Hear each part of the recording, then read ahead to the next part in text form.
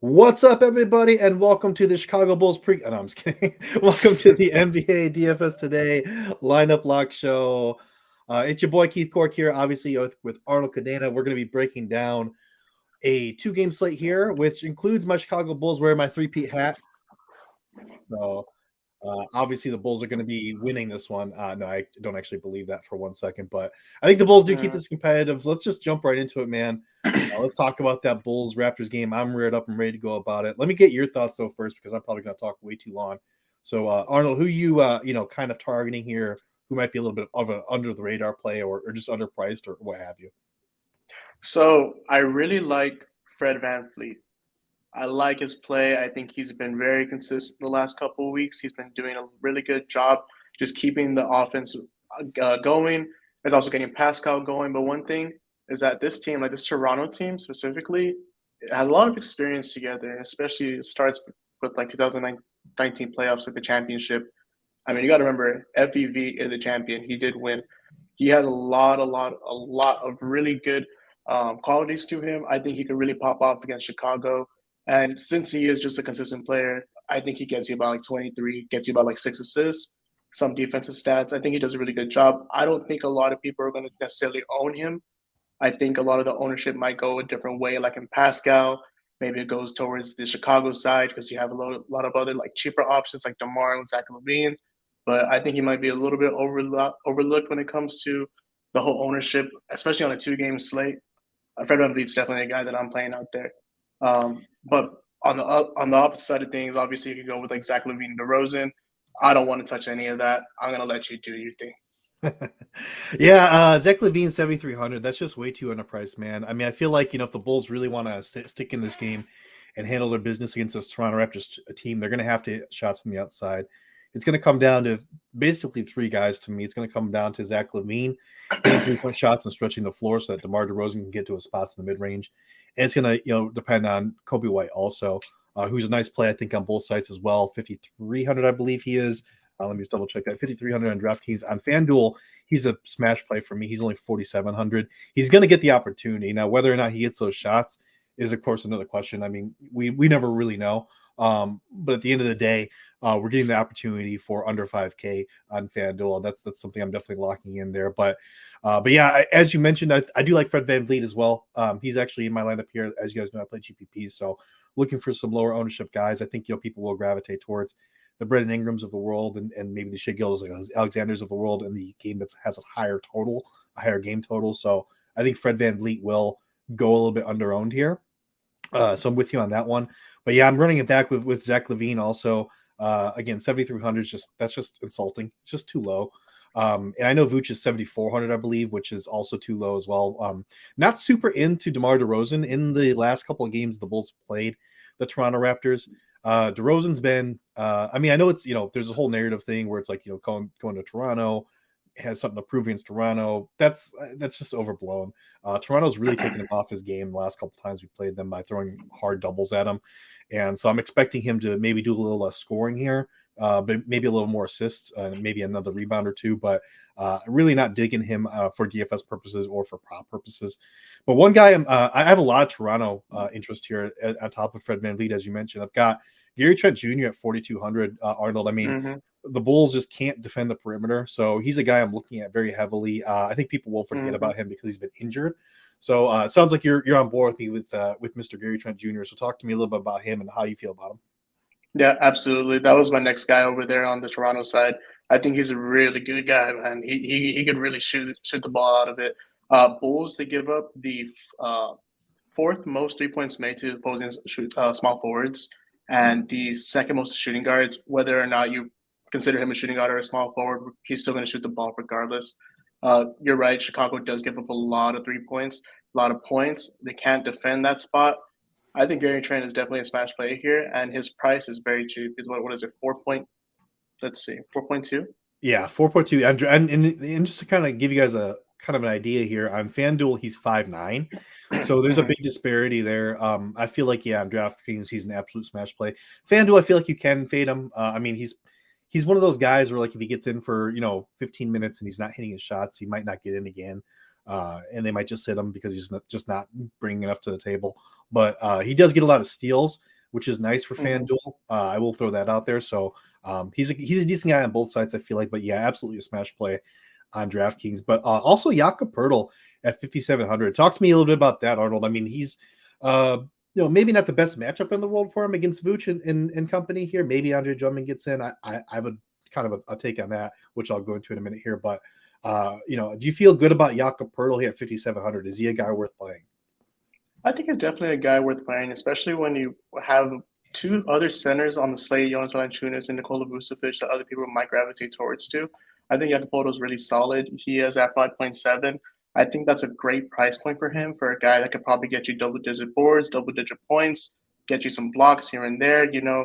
Chicago likes to attack the basket, so definitely more opportunities for him to get some blocks up there too. I think he's a great play. Yeah, absolutely. Goncalo jumping in here. You missed us, Goncalo. We talked about Mr. Gary Trent Jr., but here's some little more information here from another one of our team members who 19, 12 in 3 games against the Bulls this season and 12 points in just 21 minutes. Yeah, I think he's, again, a smash play here. Really profiles as a guy that really just crushes the Bulls, which, I don't want to see him do it, but I feel like he could. I feel like he could do that, though, and the Bulls could still keep this competitive. So let me go back to my point I was just about to make, though, about Andre Drummond as the backup center. There are some guys that or there's reason for me to believe that if the Bulls want to make a deep playoff run here, which they're not going to, but if they want to have any kind of semblance of trying, they're actually going to play Derrick Jones Jr. at the backup center as opposed to Andre Drummond. So I feel like for me, a very sneaky play in large field GPPs is Derrick Jones Jr., especially on DraftKings where he's 3,400. On FanDuel, he's 4,000. He's pretty much guaranteed, though, to get about 15 minutes. I mean, he's a big wing defender, and he's going to be necessary to guard guys like Gary Trent Jr., guys like Pascal Siakam, Scotty Barnes. He'll get his minutes because he will need guys to defend that. And anytime Jakob Poeltl's off the floor, they're not going to play Koloko. They're going to play a center that isn't going to be a traditional type center. So I just don't see them as I don't see Andre Drummond bringing a lot to the table in this matchup. So I think Drummond's actually going to get a DNP. That's kind of my hot take here. And if that is the case, Derrick Jones Jr. could creep up to 18 to 20 minutes in this one, where he does, kind of produce some decent numbers here. He had 21 minutes just a couple of games ago, and he produced 15.25 DK points. That's not really that impressive. But, again, this is a 2-game slate. He had 26 minutes on the 24th of March and did 17.5 DK points. We're hoping for about 20 DK points. And, I'm not looking for a huge ceiling game here from him. But he is a guy that shoots the 3-ball really well. And, again, the Toronto Raptors are going to squeeze the paint. The Bulls are going to have to hit threes to win this basketball game. So he is a guy that I feel like could be a very sneaky play. This is, again, large field GPPs only. So, all right, Arnold. Anyone else on the maybe Toronto side or Chicago side that you're eyeing that we haven't talked about just yet? I mean, if we're going to go off the DJJ at center, I think the guy that's probably going to match up with him the best probably would be Precious Achiuwa. So we're going to be kind of like bringing in Derrick Jones Jr. I think we also got to talk about Precious. If Precious might get that time at the backup position, that might be something to look at, especially in a large field GPP. But outside of the rest of it, no. I don't think – maybe you wanted to talk about Kobe White earlier, right? Oh, yeah, that's right. I didn't have mentioned yet, have I?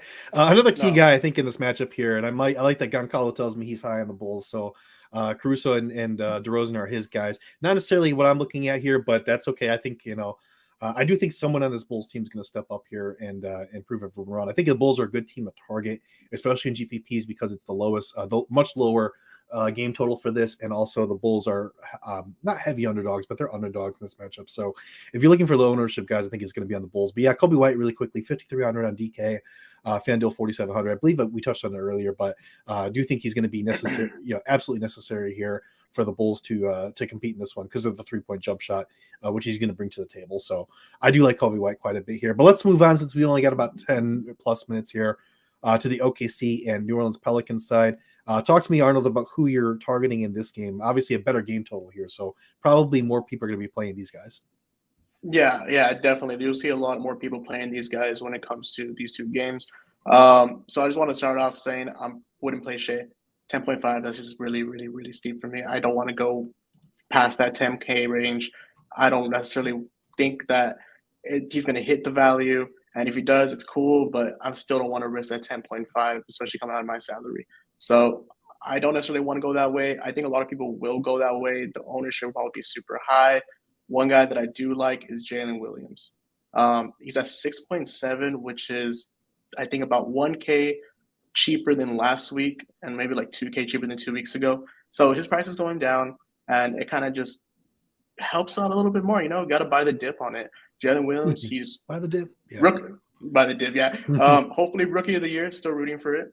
But yeah, so Jalen Williams, I think it's just a solid play on Oklahoma's side. This high score, high point total, a lot of opportunities for rebounds, a lot of opportunities for assists, and he matches up really well with the opposing players: Brandon Ingram, Herb Jones, other guys like Larry Nance. If you want to play against him, if he does end up playing tonight. Yeah, OKC. I think I'm fading all the top three guys: SGA, Giddey, Jalen Williams. I've said this before on multiple pods at this point, but I feel like for me, the Pelicans are going to run away with this. I feel like with the Thunder, people didn't necessarily take them super seriously, at least to start the season. They did take them more seriously, down the stretch of the season, and it's a fun team to root for. But I feel like the Pelicans, have a solid 9-man rotation, and the Thunder just don't. And when it comes playoff time, you cut your rotation to 8-9 guys, and that's it. I mean, you go for it.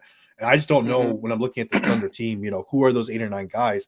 It's so tough to tell because they've had so many guys slip in and out of these different rotations and playing. And like Poku's out, Pokushevsky's out, so he's an interesting guy. Might have looked at. They might have given him some run here, but he's he was 3,100, but he's going to be out. But you've got like guys like at the end of the bunch here, like Dario Saric, Trey Mann, Lindy Waters. I mean, these guys have been in the rotation at different points during the season, but like which one of them plays?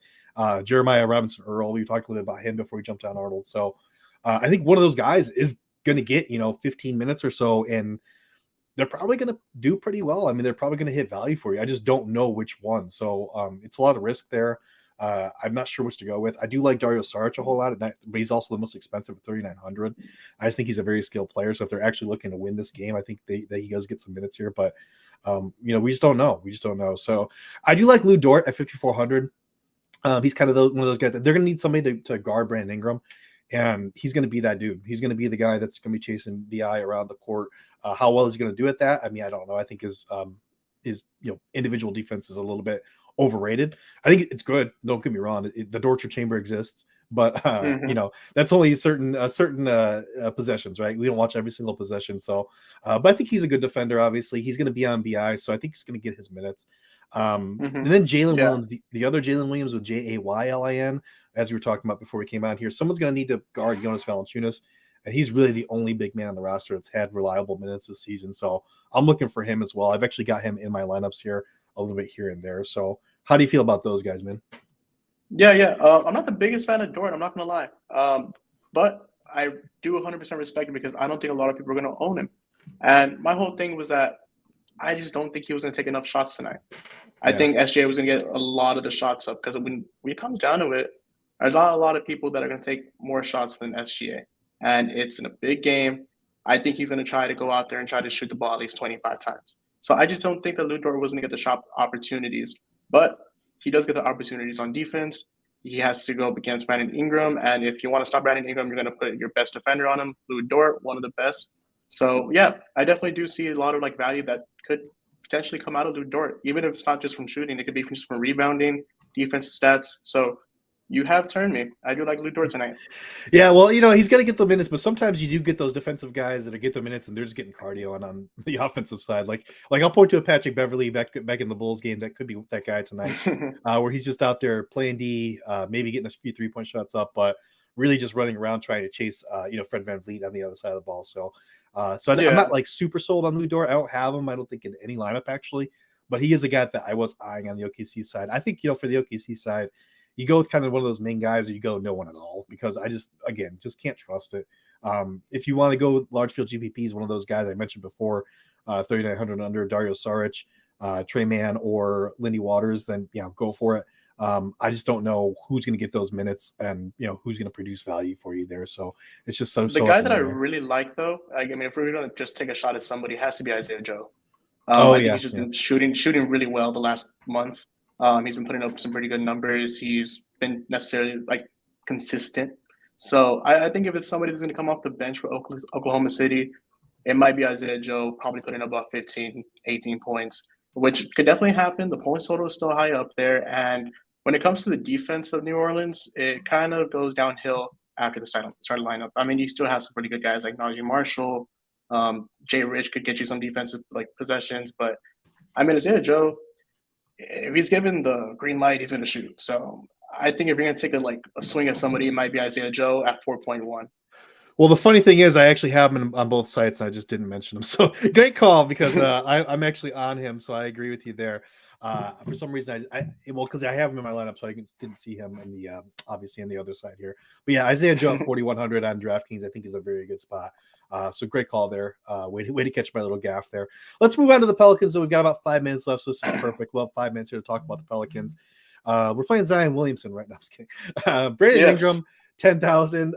If you're going to go Brandon Ingram or SGA, let's talk a little bit about that. I mean, I think as I said before, I trust the Pelicans a lot more in the situation here. I think SGA is an amazing basketball player, but I'm going Brandon Ingram. I think Brandon Ingram is a safe guy here. How do you feel about Brandon Ingram here?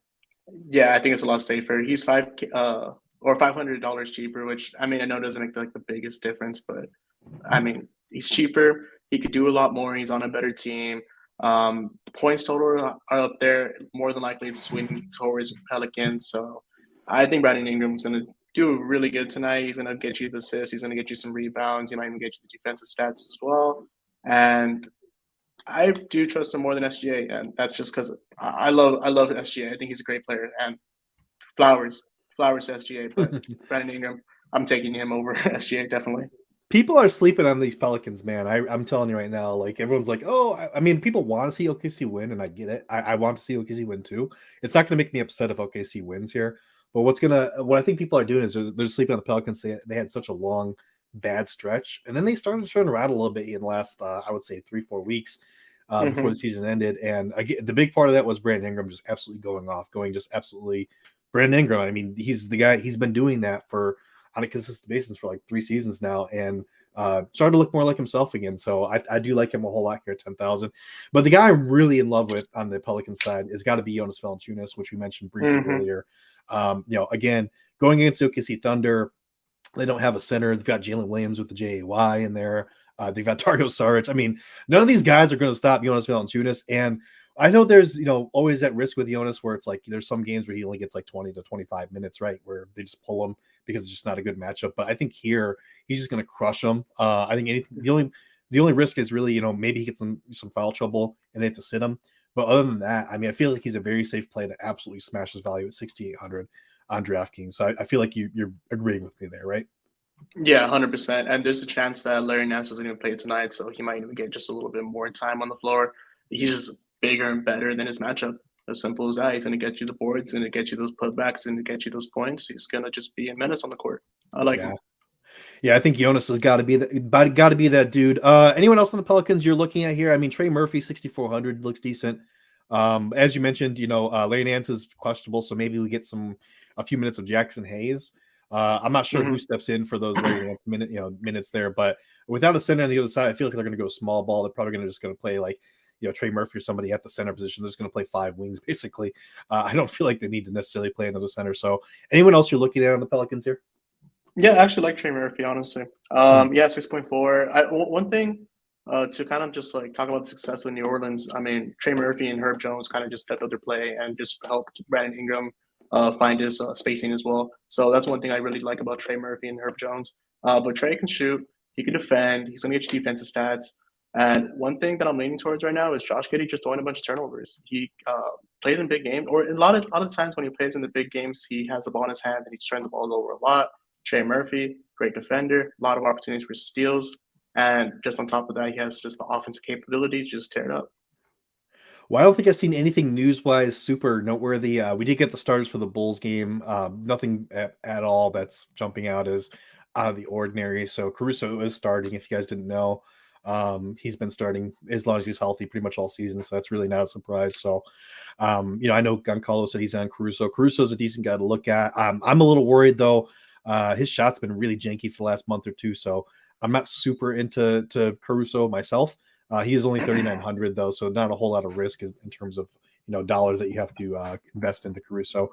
But there are games where he just absolutely doesn't put up a lot of fantasy value. So it's just what it is for Caruso. But we're about 20 seconds here to lock. It looks like actually we might be we're past lock. We're at lock. So let's go ahead and take a look. We're gonna give you guys some while we're doing this, please go like and subscribe.